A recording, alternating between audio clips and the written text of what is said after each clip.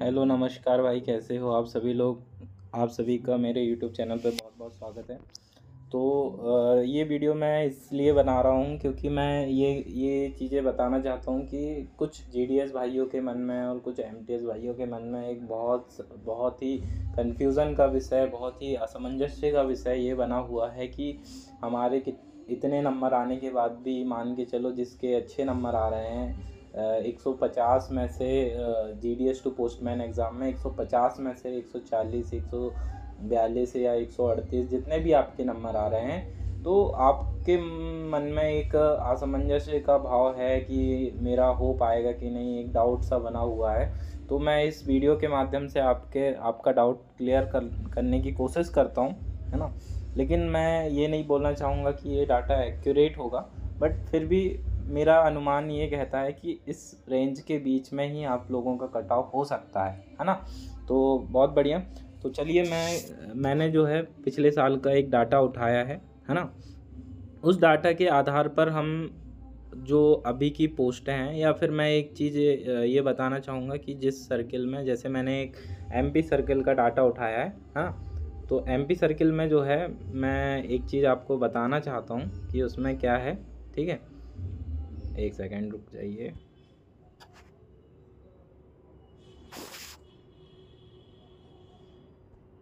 जैसे कि ये एमपी सर्किल का रिज़ल्ट आया था लास्ट टाइम, है ना। तो इस में आप लोग देखेंगे कि फाइनल कट ऑफ जो है, जितनी अभी वैकेंसियां हैं उस आधार पर आपका कितना कट ऑफ जा सकता है ना।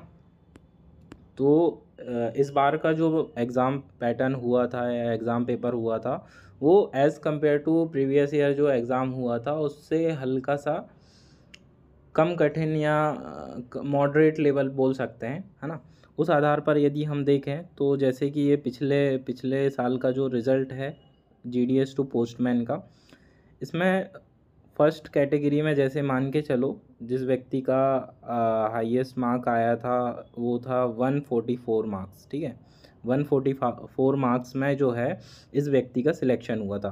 किस कैटेगरी से? ओबीसी से हुआ था, बट ये यूआर कैटेगरी का बंदा है। ठीक है, अब इसके बाद में मैं एक चीज़ और बताना चाहूँगा कि इसको यदि हम स्क्रॉल करें, ठीक है, इसको हम स्क्रॉल करें तो आगे आप देख पाओगे कि जैसे अभी वैकेंसियाँ कितनी हैं, लगभग 27 या 28 वैकेंसियाँ हैं यूआर कैटेगरी में।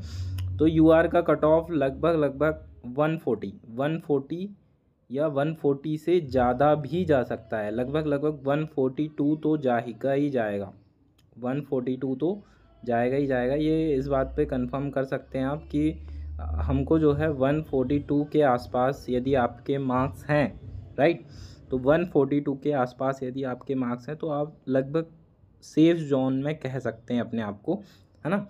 इसके अलावा यदि मैं बोलूं कि जिसके निचले मार्क्स हैं, ठीक है, 138 या 140 के आसपास है, तो वो भी एक एक्सपेक्टेशंस रख सकते हैं कि उनका हो सकता है। ठीक है, बट इससे ज़्यादा मुझे नहीं लगता कि नीचे कट ऑफ जाने वाला है ना। तो ये लगभग 140 के आसपास ही जाएगा। अब इसके अलावा ये हो गया यूआर का कट ऑफ, और यूआर से लगभग 2 मार्क्स कम बोल सकते हैं, या लगभग सेम मार्क्स में ही ओबीसी का भी कट ऑफ हो जाएगा।